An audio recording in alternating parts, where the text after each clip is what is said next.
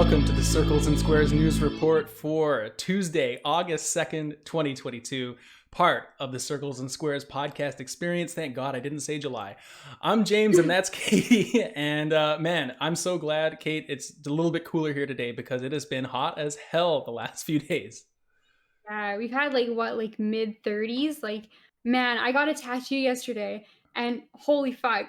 We were coming back from downtown, an hour train ride. We were sitting on the train and it was no air conditioning, just sweltering. And I'm sitting there the blood loss from the tattoo and the heat. And I hadn't eaten properly and I was just I'm gonna die. Hey, it's all But worth I it though. made it. It's It all looks worth it. great. We're here today. It does Everything's look good. good. This is great. This is great. Yes, we're a day late getting the recording out, but it has been a long weekend here. We've been hanging out. We've been chilling. So day late, but you know what? It's all good. And that's how we're going to do it. But first, before we talk about any news, I need to let you know something because I am officially a god amongst men. I have completed Monster Train with every deck combination possible, excluding the DLC deck, I guess. But yeah, I beat it last night. I had 2 decks to go. I'd saved my favorite combination for last. I feel like $1,000,000 right now, having that little sheet filled out. It shows me all the different combinations colored in. So satisfying. Yeah, the little dopamine sheet you get to look at every time. That might be the best feature in Monster Train. Took a screenshot of that. Every time I turn my Xbox on now, I'm just going to go into my media, look at the screenshots, make myself feel good. You've had a bad day, just get home. Oh. What was the combination you saved? So my favorite combination was using the Umbra. So I guess for people that haven't played, it's they're the ones with the little the morsels, so you can feed their units essentially to other units and make them stronger and give them buffs and stuff. Mm-hmm. So I played them plus the the plant guys. I forget what they're called now. But that was it was so broken because the plant guys just have these big defensive thorny plants with spikes on the front, so whenever they get attacked they damage the opponent. And I just stuck those guys at the front of the lane and then fed them a bunch of stuff and made them so strong and impervious to damage. It was just so fun. What a time. Combination. The Umbra is maybe my favorite as well. They're so cool. Yeah, they're great. But anyway, get on my level, Monster Train players. Let me know if you've also completed this feat and join the exclusive club with me. But Kate, we're here to talk about video game news today, of course. And we have a few stories, of course, starting with PlayStation news. Second half of the show is some out-of-town stuff, including an Annapurna Showcase that came up. And as people who listen to the show know, we love Annapurna, and we're excited to see what they have. And then closing the show out, of course, with a funny story to end it all off. And just one last thing for housekeeping is that we are now a show you can subscribe to on Anchor and Spotify. So if you want to do that, it only costs you 99 cents for the month. And all proceeds raised for the rest of the year will be going to prochoice.org/donate to support women's right to choose in the United States because it's an important cause and we'd love to support it. So please check that out if you have the means. And thank you to everyone who does subscribe because we have a couple new subscribers from last time as well. So thank you very much to everyone who supports us. Kate, let's talk about the news. Our first story today, of course, PS Plus for August 2022. And can you believe it, people? Can you believe it? Here are the games we have for August. Kate, I'll save the best for last. Number 1, we have Little Nightmares.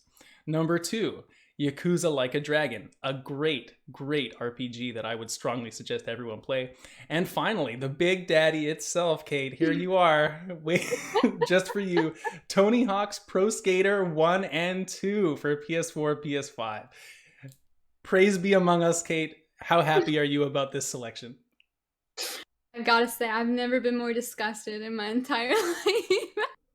No. No, this is wonderful.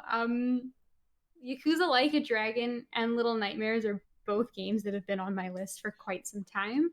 So I'm excited to now have Yakuza in one place and Little Nightmares in now 3 places, and I still haven't played 3 places. So they kind of are at least making up for the hellscape that is Tony Hawk. We'll see. Maybe if I'm feeling like I'm a good sport. Maybe I'll have a couple drinks and try to get through a couple hours of Tony Hawk and see if he can change my mind. But Tony, you're out there, man. I Look, just not this for me. is an obligation. This is a gift from the heavens that you need to play Tony Hawk Pro Skater. The amount of the discussion we could have on this show about that game, if we even played a couple hours, would be amazing. Like, this is non-negotiable. It must be done. You know what? You say it's from the heavens, but it's true. It's like any kind of Greek prophecy or like mythological prophecy. It's always like, oh, this thing will happen. And then it always happens in like the most unexpected and worst way possible that you just could never like have circumvented. And that's Tony Hawk for me. It's like it's all led up to this horrible moment of fate rearing its ugly head at me and making me play Tony Hawk. Oh my god. But look, there's more. They've got a little write-up here on the PlayStation blog about Tony Hawk, and it says you can skate to songs from era-defining soundtrack along with new music, hit insane combos, and shred all the original game modes, going to head with 2-player local multiplayer. Kate, you could come over to my house. We could play local multiplayer. You can play as skaters from the original roster, including Tony Hawk, Kareem Campbell, Bucky Lasik, and more. Or there's also new skaters from the Olympics. It's just endless fun, Kate. You got to do it. In all seriousness, though, like this is a great month for PS Plus. Like, people love Tony Hawk. Yakuza Like a Dragon. Like, I played that game last year when I first got my Xbox, and it was like the first game I played on Game Pass. And like, I love that game. It's a great RPG. It's like an amazing evolution of the Yakuza franchise. And Little Nightmares, you've not checked it out yet, but I actually did play that last year as well. And like, it's a genuinely kind of like creepy little 4 or 5 hour experience, like very off-putting in certain places, very grotesque. It's a great time. Is it the same developers that made Limbo? No, it's not. I don't believe It's not. so. Okay. No, it's not. It's sort of like a Limbo type of game, I guess, but it's not 2D. Yeah. Like it's more of like a 3D sort of environment that you're in. So, but similar sort of vibes to that. Yeah. Yeah, great month anyway. PS Plus, we'll definitely be talking Tony Hawk Pro Skater, though. I can promise you that, because at very least I'm gonna play it, just to make you have to listen about it, if nothing else. I equally hate and respect that. Cool. All right, let's move to our next story, which is an interesting update on PSVR2, something that we hear about in the news, every couple months, although we still don't have a release date. They're kind of drip feeding us information just to be like, hey guys, don't forget, we got a PSVR2 coming. Like, let's put this in your mind. Yeah.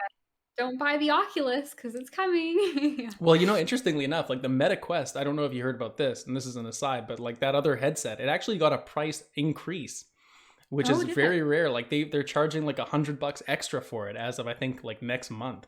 So I don't know why they would, like, that seems weird, right? To increase the price of a product. But anyway, maybe that'll make PSVR 2 more appealing when it does get a release date. But anyway, we have an update on the PSVR 2 from the PlayStation blog, just with a few little updates on some of the features of the unit. So the first thing they mention on the list here is it has a see-through view now, where you can, I guess, use front-mounted cameras on the device to sort of see through it while you're playing. So if you need to see what's going on around you, that's a really big update. I know that's not new to VR headsets, but I think it's something that is like, it's like really necessary, because it's it can be disorienting, I think, to be in VR for a long time and like not know what's going on around you.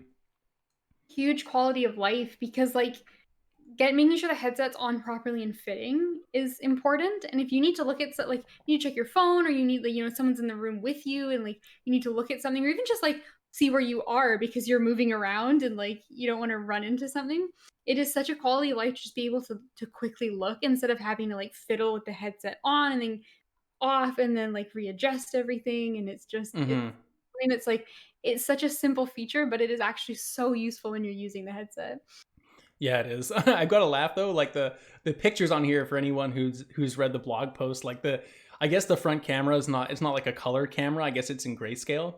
So that's fine, but like the image they have sort of the person reaching for their controller, it just has like that same tone as like those funny infomercials where like, someone's trying to put the lid on their Tupperware, but they just can't seem to do it.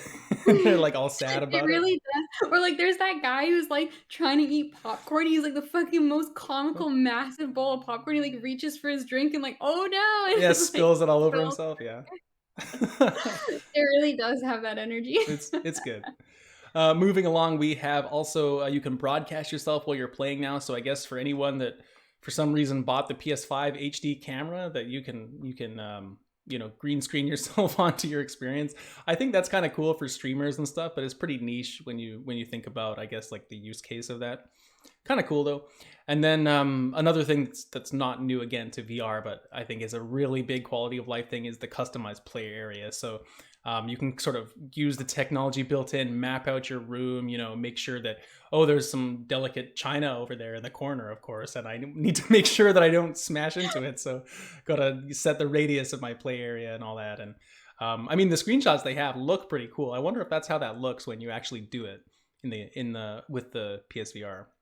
I mean, it looks because it's in the same grayscale as using like the camera mode, right? That's true. So I think you just do that and you sort of get to like you start with probably like a big square and then you sort of get to like move it in various places. Like they've got it sort of bent around a stool and a couch and stuff like that. So that's big because often a lot of VR games will tell you when you're going out of bounds.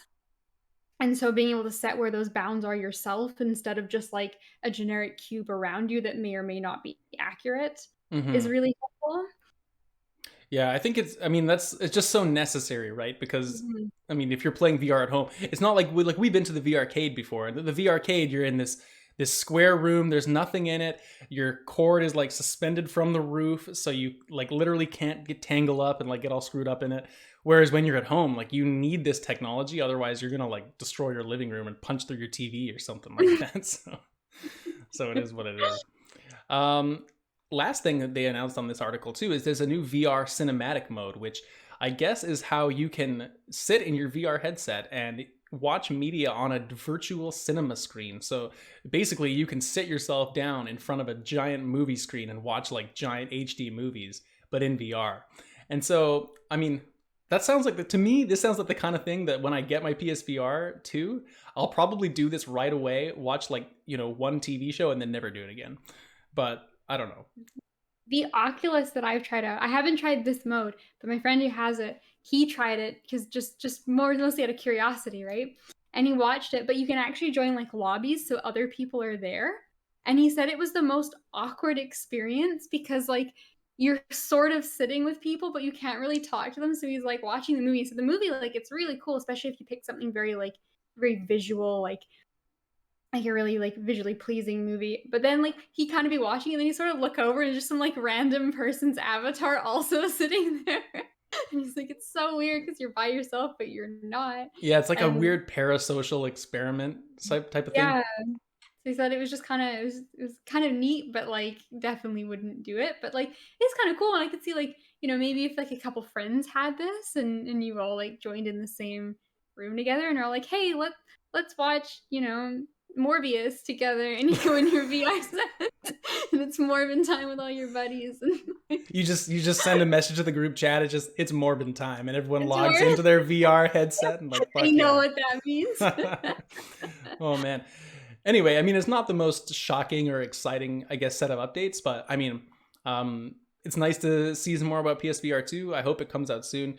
When do you predict, if you had to guess, when do you think we're gonna get PSVR 2 at this point? But I have no idea. I guarantee it's been delayed. Like which is fine, right? They never gave it a written initial date, so you can delay it as much as you want because it's not technically a delay. Then it's just Hmm. extended the period. But I would have thought maybe they would have wanted it to come out like this winter, but maybe early next year is more reasonable. Yeah, I was thinking summer next year. I feel like I don't know. I just feel like it's the kind of thing where it needs to be like talked about in terms of like a release far enough in advance, right? Like I don't think we have enough time now for them to get it out for Christmas, No, unless they had a state of play like next week or something. no, But I don't think so. I think Christmas might have been like the original plan, and then that's just been pushed back to yeah, 2023. yeah, I could see it being like they have a state of play like early, the first state of play next year. They sort of announce it and then it comes out like April Mhm, or May or something next year. mhm. Yeah, we'll see. I'm on board though, man. I'm excited for PSVR 2. Very excited.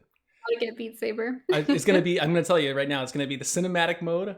It's gonna be just for one movie or whatever. Then it's gonna be Beat Saber and Iron Man VR, and I can't wait. And Astro's Yeah. Rescue Mission, of course. Those are the three. Yeah, Can't wait. yeah, that's great. Can't wait. I'm coming over. So last bit of news for the PlayStation side of stuff, we have a new Backbone version, which is the PlayStation edition, and it's officially licensed. So I guess for those of you that may not have heard of Backbone, they're a company that does sort of controller handles for your phone. So you actually, it's like a little controller, sort of like a pair of Joy-Cons actually, but you can slide your phone in the middle instead of your Switch, and you actually have a controller for your phone. So it's really good for people that like, I mean, there's certain mobile games that have phone attachments. You can play stuff like Genshin, obviously.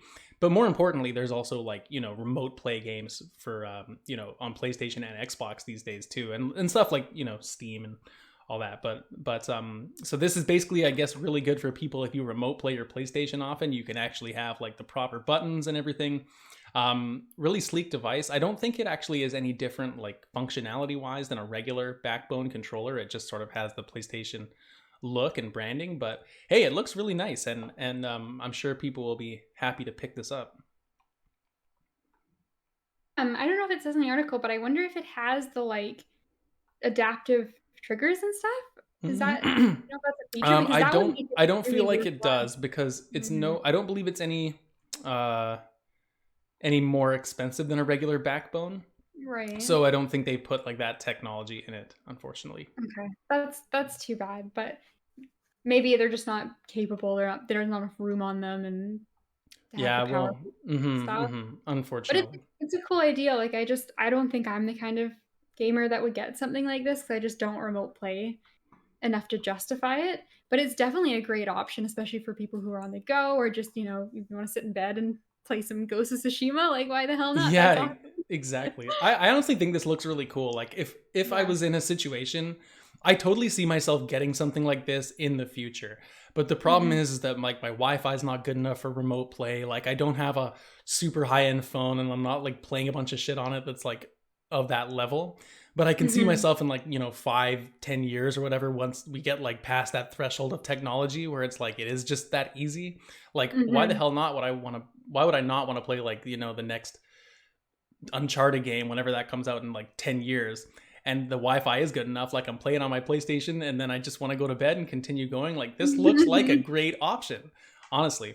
You know and what then though? you never sleep again. And then you never sleep again. It just reminds me though, like why? Look at this. This could be the Vita 2, Kate. We could have another Vita. This is what it could be like. It's amazing to think about that reality. I hope one day we do get that. But this is the kind of thing that just shows me that we probably won't get a Vita 2 because why design a new system when you can just get remote play even better and like use your phone and have a controller like this? Don't you guys all have phones? Right? But you yeah, kids all have phones, right? All phones. But yeah, exactly. You just plug this in, you're good to go. Yeah, it's cool, and it does look sleek. Like the DualSense is a very pretty controller. It's hell. I think it has the same buttons as the DualSense at least. But yeah, it's cool stuff. Pick one up if you want. Speaking of picking up stuff that we want, there might be a few games in this Annapurna Showcase that are things that we want to buy. Let's talk about it. So Annapurna did a showcase last week. They announced a bunch of new games. There's actually more in here than I thought. It was like a pretty large showcase. Unfortunately, didn't watch it live, and I know you didn't get a chance to either, but we have a whole write-up here from Polygon about everything that was announced. So I don't know, do you want to go through everything or do you want to take turns picking out stuff that stood out? So I think it's a pretty robust, like there's a few things that were just kind of like more like intimate with the developers talking about stuff that we didn't get a huge look at the games. But we did actually see quite a bit of stuff, and it starts out with a funny one, and I went through and I watched all these trailers after the fact. And this first one is so interesting, but it cracked me up because it's Thirsty Suitors. And this is just a wild game. Like you just go look up the trailer if you haven't seen it, because it's hard to explain. It's kind of like a very narrative driven game where you go back to your hometown and you're like reconnecting with your family and like previous like lovers and people. It's like the standard Annapurna story, really. Yeah, it's kind of like what's that movie with Michael Cera? Oh, you're thinking of Pilgrim. the Scott Pilgrim, yeah. Yeah, it's kind of Scott Pilgrim sort of energy, but it's it just looks so funny. You do like turn-based combat to like fight your like high school boyfriend or whatever it is, and then through it you kind of like get through whatever issues you have, like you forgive each other and you're like, yeah, maybe I was a little bit clingy and like, maybe maybe I wasn't sensitive to your feelings. And but it's all done in this like really over the top wacky turn-based combat with like a thirst attack, and like you're hitting their like weak points of their insecurities. Like I just think it looks like it looks like one of those games where 1 minute you're just laughing and having a ridiculous time, and then 5 minutes later you're having a really emotional scene that you're connecting with about like, dealing with previous relationships and then like moving on from stages of your life. And it it looks neat. It does, yeah, and it is coming to Game Pass too, which is great. Mhm. There's actually a demo available on Steam right now too. But yeah, Thirsty Suitors was one of the ones I wanted to bring up too. It just looks Yeah. so ridiculous. Yeah. And now I will say, from everything we've described about Thirsty Suitors, what is the last thing you think would be included in the game? A Mm. skating mini game. That's right. And so you're doing all this, you're reconnecting with your mom who's like got really traditional values that you don't necessarily want to like agree with, but you still respect her. And like, there's all this stuff going on. And then you're like, I'm going to take a break and go to the skate park and do like 52 skate combos. And like, it's Tony Hawk all of a sudden. And I was so on board with this game. And I think I still want to play it. But like, why does it need skating? It's the year Why? of skateboarding, Kate. It's the It year. We got really the skate has been announced to be coming back. We got Tony Hawk Remaster. We got Thirsty Suitors. We got Roller Drome. It's all the Yeah, skating like games that coming out. bird one where The you're bird on skatebird. birds. Yeah. Yeah, it just Um, really yeah, is. I'm really down to play this too. I think it's a great match of like an Annapurna style story, about that reconnecting, going home type of Mhm. thing. It's got an interesting visual style, and for me, it's like as a huge fan of like JRPGs and art, like turn-based combat. Like this game has that kind of system. Like you have the HP and MP bars, you've got your moves, your move Mhm. list and all that, and you also have like the quick time attack activities, like in like a Paper Mario style thing where I like there's one part in the trailer where your character is like using lightsabers or something, and you have to like time your button press to do extra damage. Yeah, it just looks great. I hope it doesn't lean too far into that kind of zany humor like more than it needs to, but yeah, very excited to check this out on especially on Game Pass, which would be great. I wanted to bring up Bounty Star, the Morose Tale of Graveyard Clem, because this looks very interesting. It's like a Western game. Now, it does have base building, which is one thing that I know we always say is not our favorite thing. But if you can get past the skateboarding in Thirsty Suitors, then I can get past the base building in this game, because it's like a Western style mech combat game. Very different. We were saying that last one is like very stereotypical Annapurna and its like premise, but this one is not. Like this is a shooter, and typically the Mhm. Annapurna doesn't have a lot of like action shooting kind of games, but you kind of build a base. You're sort of farming and building up your little settlement, I guess, and then you have this just kind of wild looking mech combat to go along with it. I'm looking forward to that. Looks fun. Yeah. The soundtrack look is gonna be good too. I think it's just kind of like a fun game overall. Mm-hmm. It does look good. The other game I want to shout out is Forever Ago. Okay. And so this one, and I love my favorite thing about these Annapurna commercials that they do is like it's so focused on the developers as well. Like they get them on screen, they get them talking about like what inspired them to make the game. And it's a German studio called Third Shift. But it was inspired by a road trip that one of them took through America. And so the game kind of follows the similar road trip, and he's even got like pictures of it, and it's like they've kind of recreated some of the places that he went to in game. But instead of it being a nice uh youngish German man, it's about this old gentleman who's on this trip and he's kind of documenting it. And again, that's such a very Annapurna idea, and it's going to be, I'm sure, very emotional. I'm sure he'll reflect on his life as he's taking this journey. But there's just something about it when it's an elderly man, and I don't know why it is, because I'm very much not an elderly man. But there's something about it where when that is the main character, I'm 100% like on board. Like I don't know what it is, but I just feel like I'm gonna cry immediately when I start playing this game, and I just wanna see this man's journey as he, like, reflects on his life walking in the, like, deserts of America. Like, In it the just looks deserts of America. it's so weird, I don't know what it is, like, I bought this book recently called, something about Ove, like, it's a man named Ove or something like that, and it's, again, about, like, an old man, and he just sort of, like, in, like, the last bit of his life, just decides he's gonna walk across the countryside and just, like, kinda take it all in and reflect, and it's like, holy shit, like, you just cry the whole time, and I don't know what it is.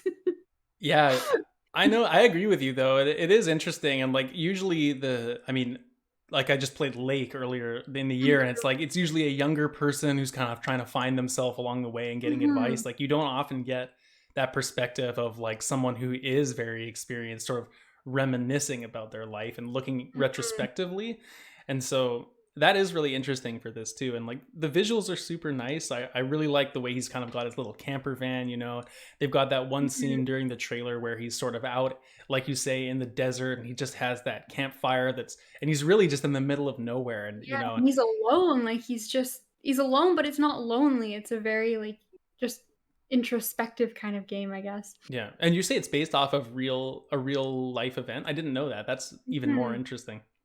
That's cool. Yeah, I would like to play that as well.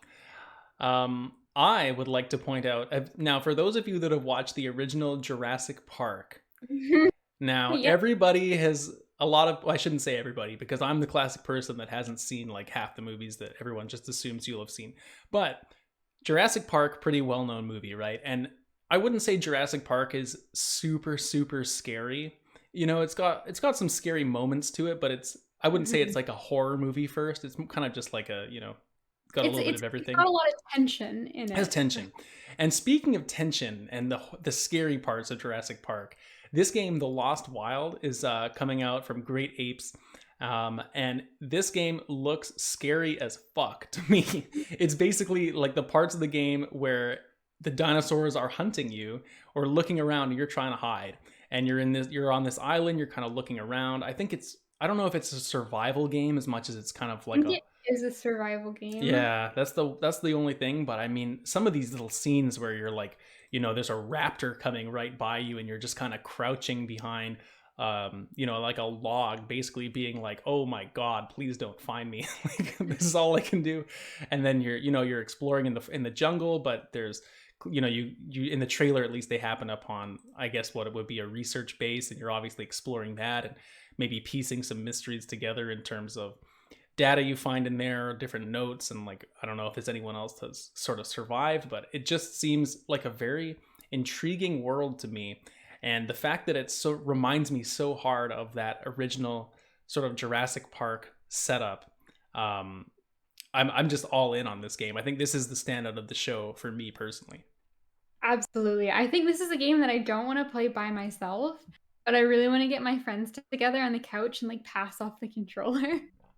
Yeah, It looks so good, and I gotta shout out to, like, I watched this trailer, it ended, and then I restarted it again and watched it a second time because it just looks so good, like, the model, like, everything's nice, but, like, so something about the way they lit the forest that you're in yeah, it's is got that astounding to steam, me, that like it looks the kind of steam so around it. yeah, like, it looks so misty and steamy, but, like, it's not compromising the clarity, but it just looks like such a, like, mystical kind of place, like, dinosaurs really could exist here, and I'm sure there's gonna be some Jurassic Park sort of, they were brought back to life or something because you are finding those, like, research notes and things. But it just looks so convincing, the setting alone, and then, of course, the dinosaurs look amazing, and it just looks like it will just be tense, and I don't know, I like horror games and kind of like those tense games, but, like, I'm kinda ready for it to be dinosaurs instead of, like, a horrific monster for the 50th Yeah. time. It's funny to me like how infrequently dinosaurs are used in games. Like you think of games like Turok, right? And the whole thing of that is like you're hunting dinosaurs. And I know there's been like, other ones like there's that Ark, what's that 4v1 game where someone controls a dinosaur or something. But I mean, Mhm. by and large, there's like not a lot of games that are focused I on them. I think you get a lot of, like, fantasy versions of them, like, you get a lot of, like, dragons and That's not a drakes and dinosaur though, stuff come like on. that, but it's like, dude, you don't always need the fantasy version of it, like, dinosaurs are insanely, like, amazing creatures to begin with, like, That's they don't true. need any modification, just give me a fucking Stegosaurus or, like, the funny one with the, like, like, egg on its head and, like, I'm in. The egg on his head. Yeah, I hope that funny dinosaur shows up in this game just to give a bit of comic relief. So you're like, oh Well, my god, I'm being stalked. Oh, it just is the one with the egg on its head. Haha. it's Oh, just it's a weird fine. egg head. Haha. Well, I think also there's, like, some levity moments, right? Because, like, there's a part in the trailer where he's walking and there's just some, like, herbivores just, like, chilling at a lake, and he kinda just walks by them, so I think there's gonna be moments of kind of beauty as well, because not all dinosaurs are gonna try to eat you. But the problem is that the ones that will try to eat you are very capable, and you are just a puny little human. Yeah, well, at the end of the trailer, I mean, it's kind of dark out. There's a couple. It looks like they're raptors, or I mean, I'm not a dinosaur expert. They're some kind of like vicious dinosaur, and you're just trying to fight them off with, I guess, a flare, and like that doesn't look like it's gonna go super well. I think those Um, are T-Rexes, and that's a problem. I think they're too That's a small for problem. T Rex. No. I think they're too big for raptors, though. Well, I don't someone's gonna know. have to write into us and let us know, like someone with more dinosaur knowledge than These than are either really of us. embarrassing. We're gonna be like, I'm sorry, those are long necks?" Yeah, Like, like "Oh, oh, oh, oops, really? Whoopsie daisy. oopsies." Oh man. Anything else that stood out to you, Kate? I got a couple other quick shout outs Yeah, myself. I've got a quick shout out, and it's just like the classic Annapurna game, but there's a game called Hindsight, that was up here, and it's the developers that did Prune, which is a game I'm not familiar with, but I looked up after, it also looks interesting. But it's just like it seems like maybe you've lost someone is the premise of the game, and your character's kind of like, like getting rid of some of the stuff in the house. So whether that's like, their old clothes or just all the, things that you accumulate over time. And they're kind of looking back on those memories of the time they spent with that person, but also kind of like looking forward as in like what am I gonna do now? And it's such a simple setup. And they didn't give tons of details like who it was. I don't know if it was your spouse or if it was like, a family member or like just a really close loved one, but it's just one of those games where I think it's such a relatable concept, and if you wanna have a cry, I think you sit down and you play this game. But it's just I love games like this because I know everyone's always like, "Oh, these indie games are all about, like, the same thing," and, like, we're so oversaturated with them. But at the same time, like, these are really tough concepts and really tough emotional things that you will inevitably go through in life, and I think being able to experience it alongside a game is there's something really cathartic about that, where it just kind of helps you heal at the same time as, enjoying watching someone else's experience, and so I don't think we can ever have too many of them, and Hindsight looks like it might be a really interesting take on that kind of a game. I agree with you.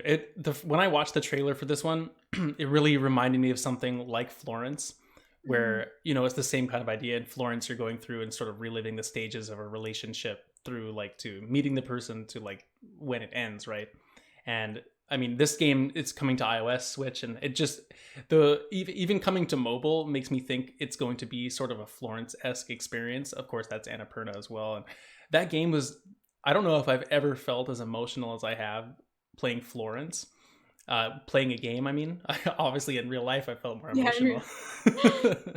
But this definitely like has that level of like potential to me as well. And I also want to shout out like I really like the way the visuals work in this game too. They have sort of these masks that are like on your screen, and it almost like you do something to interact with, and it opens up like an image in the middle of the screen or like in a different part, and then you kind of zoom past the color that you're looking at and into like another scene.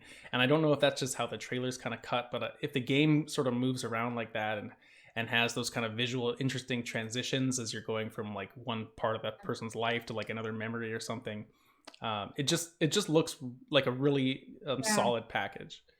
That's a really interesting, like, stylistic decision, but it's also a really nice parallel to, like, that's how your thought pattern works in life, right? Like, one Hmm. of the ones is like looking at a flower and then it zooms out through the flower to like another scene of someone else in like outside in a garden. And it's like that's what works, especially when you're grieving, right? It's like you go outside and you see a flower and it reminds you of that person in some way, and then all of a sudden you're thinking about a time where, they had the flowers always sitting in their kitchen or something, right? And like that kind of is like that disconnection is kind of how the brain works sometimes. Like you just sort of get lost in thought in that same way. So I could see that being a neat parallel, or at the very least, it's just a nice art style or art direction. Yeah, yeah, definitely. I think it just comes down to like games like that. It comes down to how well they can get you invested in that character's emotions, because it's so easy to think of that example in your own life where something similar has Mhm. happened to you and you can instantly feel that emotion of like of loss. But then for the game, like they really got to make you care about the character and like show you why that relationship was so important to make you have that same emotional reaction as you would have kind of in your own personal experience. And so like that's what Florence did so well for me, and I'm hoping this game is a similar thing. Although like hoping for that's kind of morbid, right? Because it makes you sad. But at the same time it's like it's a great validation of like games as art, I think. Mhm. um, I wanted to shout out a couple at the end here. Hohokum first. If nothing else, because I was doing some research after the fact, and I did not know this, but Hohokum, I hope I'm saying that right, is actually an old PlayStation game, which is Oh, being brought back. I guess it was out on the PS3 and the Vita back when it was first released. But I mean, I'm watching the trailer, and I don't really know what you do in this game. It looks like you're kind of drawing lines or like guiding a character around, and sort of it's very colorful. It almost seems like a journey type of game, but except in 2D. yeah. um And it's got a very abstract art style Super going on. abstract. Yeah, you can almost like you're like leading characters through different maps, and it just seems like really colorful and crazy. And I don't know if I'm gonna play it, but just wanted to shout it out because it is like an old PlayStation game, which is kind of cool. And then lastly, what remains of Edith Finch, everybody? One of the greatest game stories I've ever experienced, and it is getting a upgrade on the PS5 and Series X, running at 60 frames and all that stuff. So if anyone has not played Edith Finch, here's my heavy recommendation to check it out. It's very short, and I think it is like the pinnacle of Annapurna storytelling, in my opinion. So please check it out. Have you played Edith Finch? You know, started Edith Finch, and I was playing it with someone who kind of lost interest, so we never finished it. And I've always meant to go back and complete the game because I was very into it and did not want to stop playing. Yeah, you Uh, should. so one day I will. And you know what? Maybe with this upgrade, this is the perfect time for me to bounce back into it. You should. It's a, you know what? I played that game in one night. I literally like closed the blinds, started the evening, like sat down on the couch, and it was phenomenal. Like it's one of the best nights you can give yourself if you sit down and do that. So highly recommend it. Okay, let's change topics. That was Annapurna Showcase. Honestly, pretty damn good. If you want to talk about, I mean, we didn't watch the showcase like we said, but there was other stuff in here too we didn't get a chance to talk about, and just a great little suite of games from a great little publisher. So everyone go give the Annapurna some love if you like any of those games. But Kate, you've been playing a game a little bit called Multiversus, which is having an absolutely enormous beta launch. Apparently, it's huge concurrence on Steam. Putting it, apparently it like beat out Destiny 2, which is pretty insane, and like Rust, which I didn't know people played that still, and Warframe. But anyway, it's like a Smash Bros sort of clone, and we just talked about one of these recently on the show when we played. What was that game called that we played? Nickelodeon All Stars. Nickelodeon All Stars. So I don't really know much about this. I've not played it. I know you can play as Shaggy, which is pretty awesome. And Yeah. so, yeah, just tell me a bit about Multiversus. How do you like it? Are you surprised it's so successful? What do you think? So Multiverses is basically the Warner Brothers version of Super Smash Bros. But unlike the Nickelodeon All Stars, which is a ton of fun to just kind of play for an evening and have a laugh, this game is genuinely good. So, and the cast is outrageous. Like, I played as Wonder Woman was one of my first characters, but then like, yeah, you can be Shaggy from Scooby Doo, and like people from Adventure Time is in it. Harley Quinn and Batman are in it.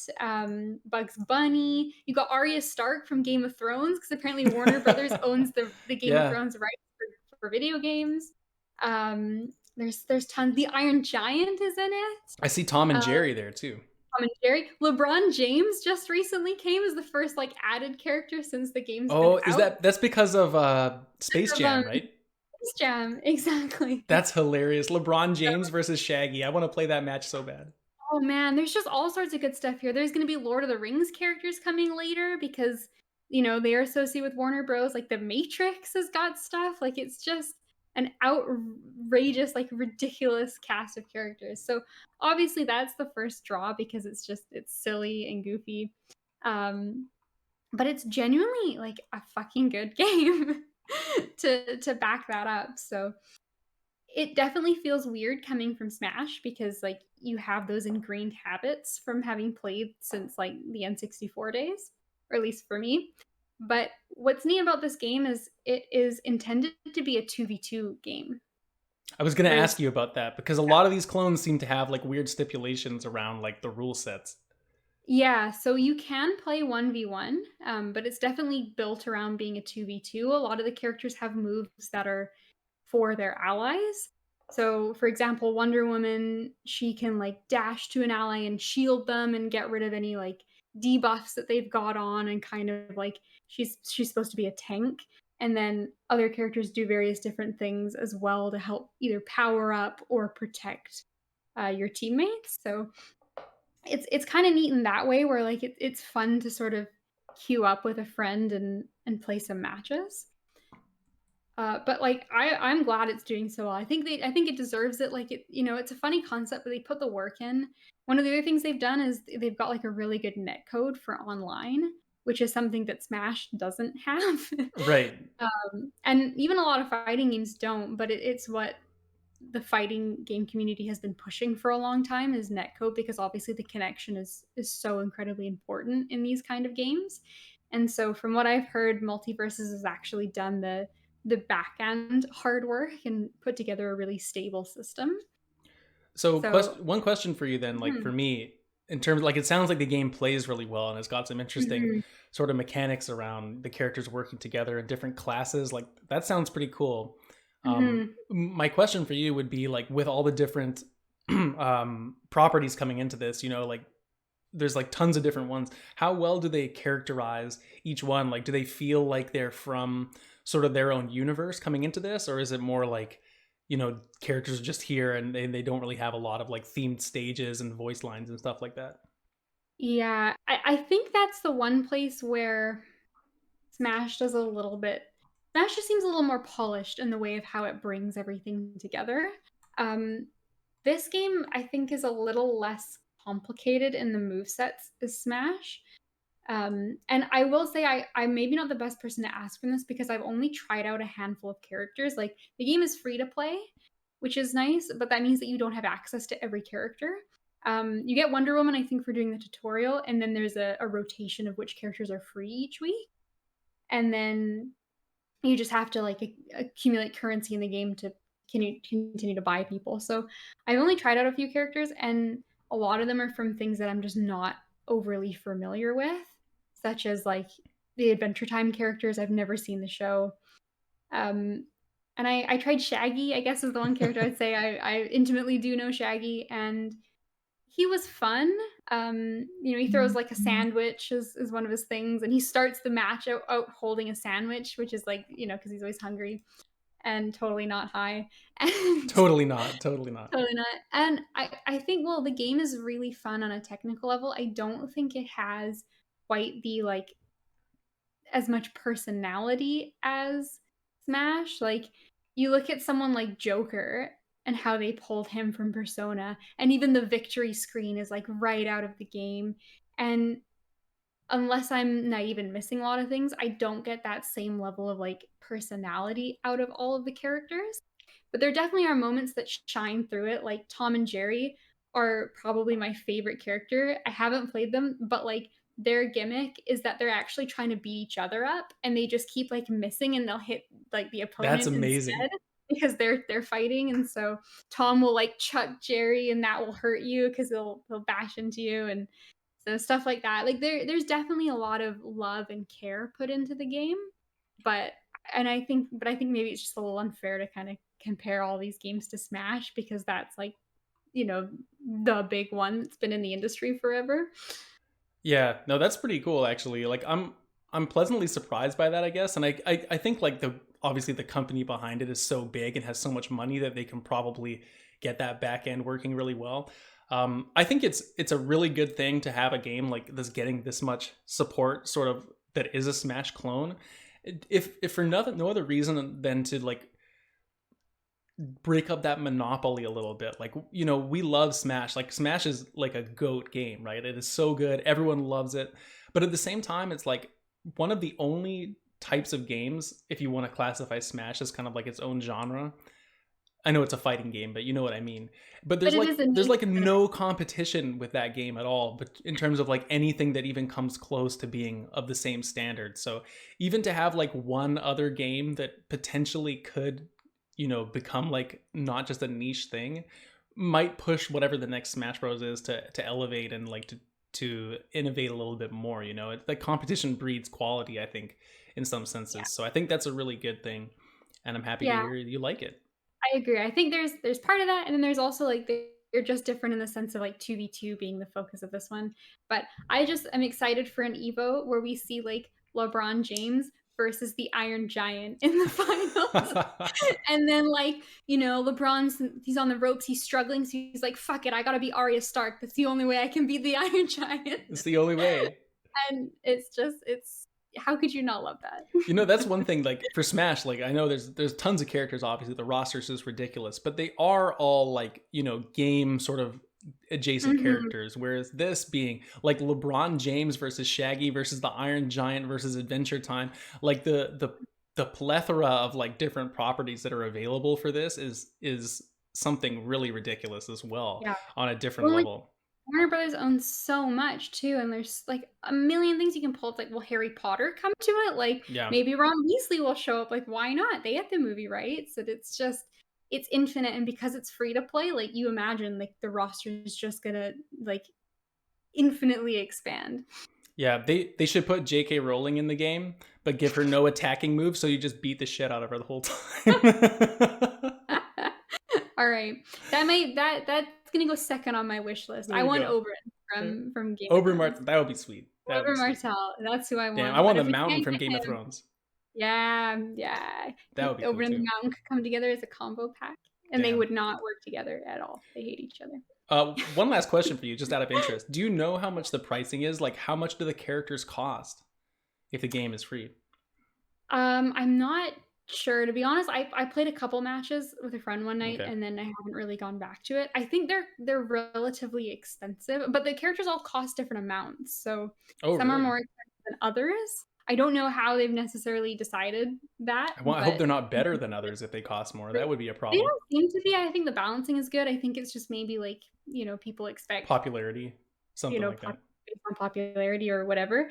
And there's also like skins you can get and various other things like that. But there's a free rotation, and I think it's just you amass point. You seem to amass like a decent amount of points by playing. I felt like I was getting a lot of currency, and there's like daily quests you can do of like play win the game as a tank 3 times, and like get enough like kills from the bottom of the stage during the day and whatever. So there's definitely ways to do it, but I think it's tough to tell when you first start out because you always gain currency so fast at the beginning, and then it slows down. So Yeah, interesting stuff though. I'm glad yeah, that, like I said, for the support for the game. So yeah, I think I'll try to play some more of it, and then maybe talk in a little bit more depth on a future episode yeah, of the show. that'd be But cool. so far, first opinions are very positive, and it seems like everybody's kind of in the same boat there, which is great. All right, well, let's transition to our last story of the day, where first impressions were positive, but then maybe got a little bit murky. This is, of course, our last story of the day, so it is kind of a lighthearted, sort of funny story, which is about today Nier Automata, which is a game that people love. It's kind of like, I don't want to say it's like a cult hit because it is very popular, but it's sort of one of those like, the fan base is really into it, and there's this really in-depth story, and there's a lot of modding community which I didn't know about until this story. But apparently what's happened is a few weeks ago there was sort of a door that someone had noticed online that was open. You could open it going into this church in a location in the game, and the player base was kind of like, whoa, what the hell? Like, no one noticed this. This game isn't even really new anymore. Like, where is this door? Like, how did no one notice it? And so there was some investigation going on, sort of like a Souls-esque investigation with like a door that, people need to get into. And it turns out that this is actually the work of a modding group. And they did like a really successful job in basically creating these modding tools for people to go in and mod Nier, essentially, which is like, obviously it must work really well. The whole community was convinced that like this was a real area. It was like a seamless transition, stuff like that. And so it all came out, and it was a big mod, and then so there's some funny quotes around this, which I thought was hilarious, from one of the guys who created this mod named Devolus Revenge. I'll just call him DR. But he said, towards the end, I figured that most people thought it was a mod. I didn't mean to mislead anybody. People seem to be taking this negatively, he said on the Discord. And so I just thought that was funny. Like, how did you not mean to mislead people? You posted this video of this door and like, you didn't say that you were modding it. So like, is that not the definition of misleading people? Like, you let it go for a week, bro. Like, I think maybe the quote there is more like, I meant it to be a funny joke, and I didn't want to like, disappoint anyone. Just maybe a better way to have expressed what he meant. But it's kind of like, oh, why did you believe me? No, I know where he's coming from. It's just funny, like the context. Yeah. But yeah, pretty cool though. And apparently they're releasing the cool part of this story is that apparently they're releasing the modding tools out sort of into the Nier community, so anyone can sort of take this up. And I just think it's the kind of community where people really care about the lore, and they really care about, the secrets and the story and all the implications and all that. And so I feel like it's a great community to get modding tools like this, because they're probably going to use it so constructively and like actually build onto the game's world instead of, and there's nothing wrong with doing like some ridiculous stuff too, but other mods are like Thomas the Tank Engine and Resident Evil, like it's more of a joke, whereas this is like, let's expand a universe that we all love and like create more around it. So I just think that's really cool. There's no reason you can't have both. You can expand your universe to add Thomas the Tank Engine and his friends. They should have just stuck Thomas right behind the door, like when they open that modding door. You get closer and you can just hear this tiny like choo choo. Like, what is that? You open his Thomas. That's amazing. But yeah, this is a cool story. Like, Nier's a game I really want to get into because everyone's just so passionate about it, and it's supposed to be one of those games that's like, you think it's one thing, and then you get to the end and it just totally recontextualizes the whole game. And then you gotta play it again, like completely going down the rabbit hole. And I mean, does that sound like something I'd be into? 100%. But yeah, this is cool. I might play no mods the first time, get the vanilla experience, and then Thomas can join me next time. I think so. I committed the ultimate sim with Nier. I played it when it came out. I actually got I think one of my friends actually gave me a copy as a gift, and I played it through. But it's one of those games where you have to play like multiple times, and every time it's like a different experience, and sort of something different happens, and you're not really at the end once you roll credits for the first time. So what did I do? Well, I rolled credits and then didn't go back for any further. You're like, playthroughs. oh, I beat it. Done. Well, I knew that there was other playthroughs, but I was like, oh, I'm going to take a break and kind of come back to this. I'm going to play something else. Of course, I never went back to it, but I've always meant to, because you would never hear someone who likes Nier talk about it and not be like, this is a mind-blowing experience. Like, and so I should probably go back and check it out too. So maybe one day. But anyway, I guess that's going to bring us to the end of the show, Kate. So thank you everyone for joining us, and we'll be back next week with a regular show. Of course, part of that regular show includes an email section at the end. So if you would like to write in with a question or a comment, tell us what your favorite announcement was from the Annapurna Showcase. Which character are you looking forward to in Multiversus?